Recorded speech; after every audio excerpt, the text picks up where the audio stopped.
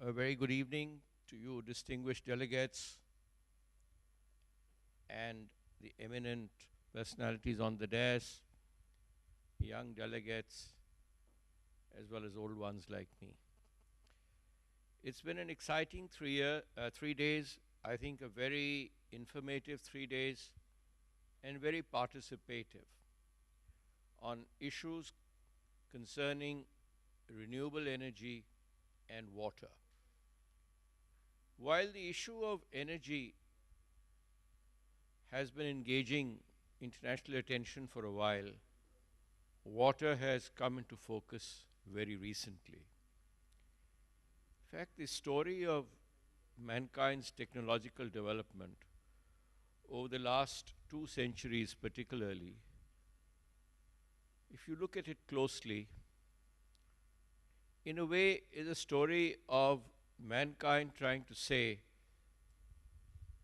that we can harness nature, we can harness all adversarial forces, and also make huge capital out of it in the process. But what almost 2 to 3 centuries of this pursuit of science and technology has unfortunately at times given is excessive exploitation of irrepressible resources,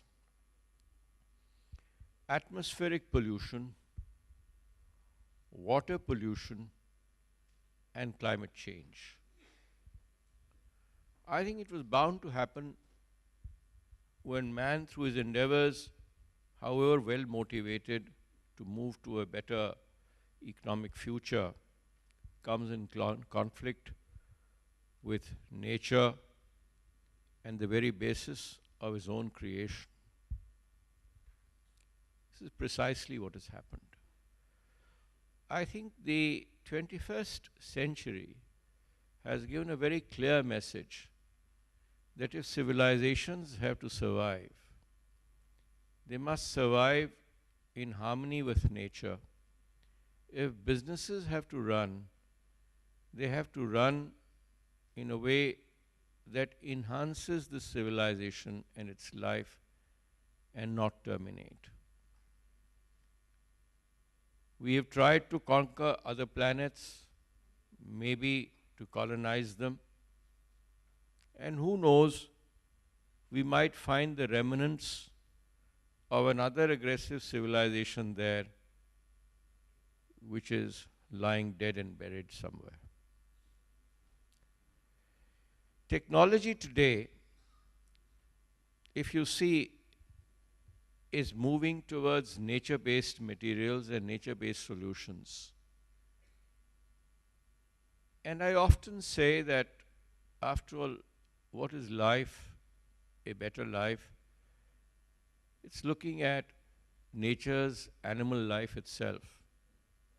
From the smallest ant or microcosm or microbe to the largest elephant or alligator, nature has provided with a set of functions and a degree of self-satisfaction from his surroundings and habitat.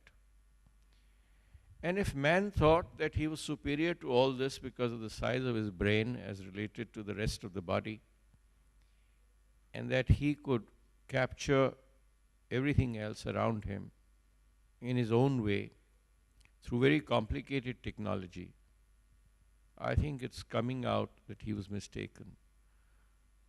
Our navigation powers are far inferior to that of birds, even given the size of their brains. We call it bird brain, but I think a bird brain has tremendous navigational abilities. Its flight abilities, movement ability is entirely nature-based. And we have tried to copy that activity. We say the fastest man on earth, I don't think is anywhere close to the fastest bird on earth.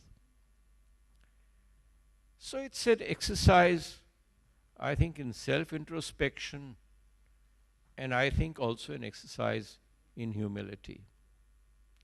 to respect other beings, to respect what God has given us, or the Creator. If you don't believe in God, you certainly believe in creation, because each one of us is an example of a biological creation.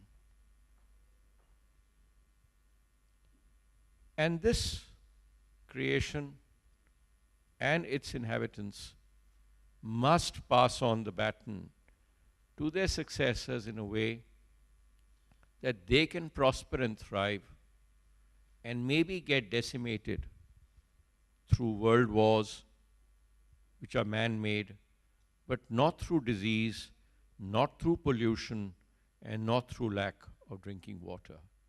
I think that is the plain and simple message of a conference like this, and a confluence of young and old minds, hopefully for a better tomorrow. I thank you all for having assembled here.